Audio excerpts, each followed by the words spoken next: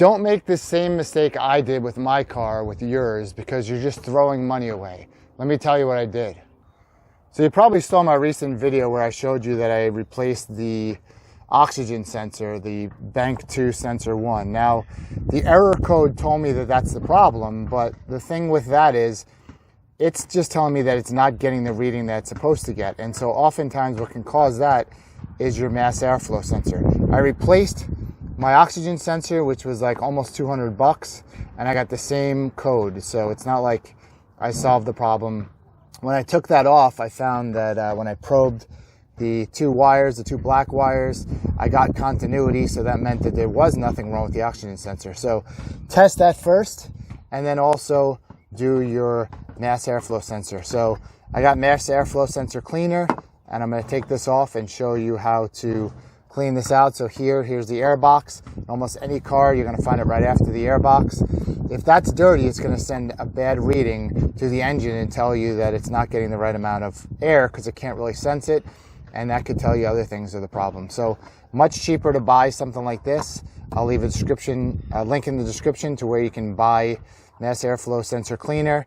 Clean that out and then see if perhaps that solves your problem. So first thing I'm going to do here is just unclip my mass airflow sensor clip, and then I'm going to unscrew these two screws right here, and I think it's going to pop right out here.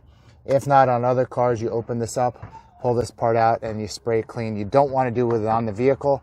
You want to take it off, clean it, and allow it to dry. It says evaporates in seconds, but you want to leave it for a couple minutes and just make sure that it's clean and all the dirt is off of it, and then that should get a good signal to the engine, tell you the right amount of air that's going through it. So let's give that a shot. So I took out the two screws here and here, just pulled this out, and you'll see right there on the bottom right, there's a hole. You want to spray in there, and then there's also a hole there. You can see the wires there. We want to get those pins and this area here, the pin in there, we want to get that all clean. And so we'll probably use about a quarter to a half of the mass airflow sensor, just cleaning all this out to make sure it's nice and clean. We don't want to get any liquid on there. We just want to clean there and over there. There's no other areas, maybe a little bit right over there and those ones right there. So anywhere below this part that there's holes, go ahead and spray those.